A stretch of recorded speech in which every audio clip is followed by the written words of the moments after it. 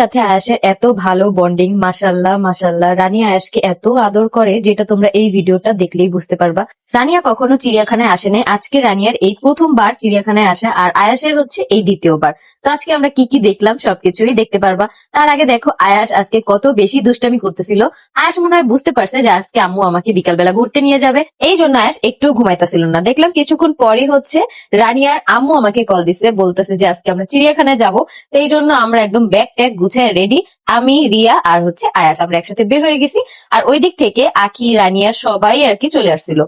আজকে আয়াসকে গোসল করায়নি, কিন্তু আয়াসের শরীরটা একদম সুন্দরভাবে মুছে দিছি। তারপরে আয়াসকে একটু হালকা পাতলা রেডি করে আমরাও রেডি হয়ে বের হয়ে যাব, যেটা তোমরা একটু পরে দেখতে পারবা।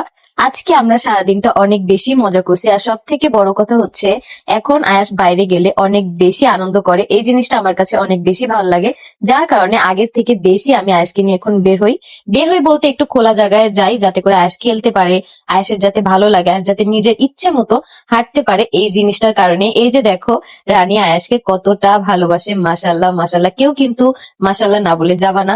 দেখো আয়াসকে হচ্ছে ও একটা চুম্মা দেওয়ার জন্য কতটা চেষ্টা করতেছিল, কিন্তু আয়াস একদমই মাথা নাড়ায় নাড়ায় না না বলতেছিল।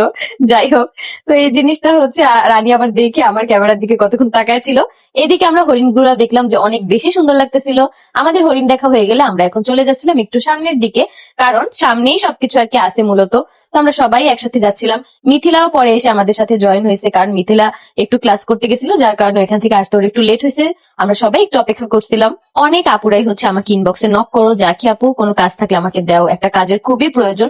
তাদেরকে আমি বলবো যে অর্থের দিনলিপি পেজ থেকে কিন্তু তোমরা চাইলে মাসে 10,000 টাকা থেকে শুরু করে 1,00,000 টাকা পর্যন্ত ইনকাম করতে পারবা, যদি তোমরা ভালোভাবে কাজ শিখতে পারো।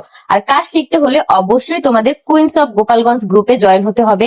এখান থেকে তোমরা আরো আপুদের রিভিউ দেখে আপুরা কি কি কাজ করে আপুরা আর্নিং করছে সবকিছুই তোমরা বুঝতে পারবা। দেন তোমরা তোমাদের পছন্দ মতো কাজ বুঝে নিতে পারবা।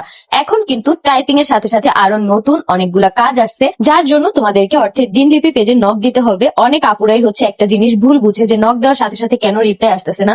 অনেক আপুরা একসাথে নক করার ফলে তাদের রিপ্লাই দিতে একটু লেট হয়।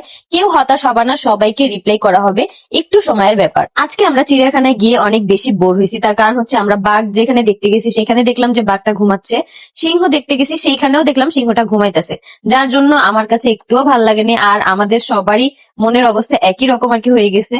তো এরপরে আবার একদিন যাব বাবুদেরকে নিয়ে। এদিকে দেখলাম আয়াসও অনেক বেশি বোরিং হয়ে গেছে, যার কারণে তার ক্ষুধা লেগে গেছে, সে এখন খাচ্ছে।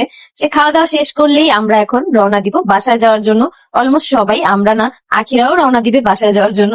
তো আজকের ব্লগটা এ পর্যন্তই। সবাই সুস্থ থাকো, ভালো থাকো। আয়াসের এরকম মিনি ব্লগ যদি দেখতে চাও অবশ্যই কমেন্ট করে জানাবা, তাহলে হচ্ছে আয়াসের মিনি ব্লগ গুলো আমি ডেইলি দিয়ে দিব, যাতে করে তোমরা দেখতে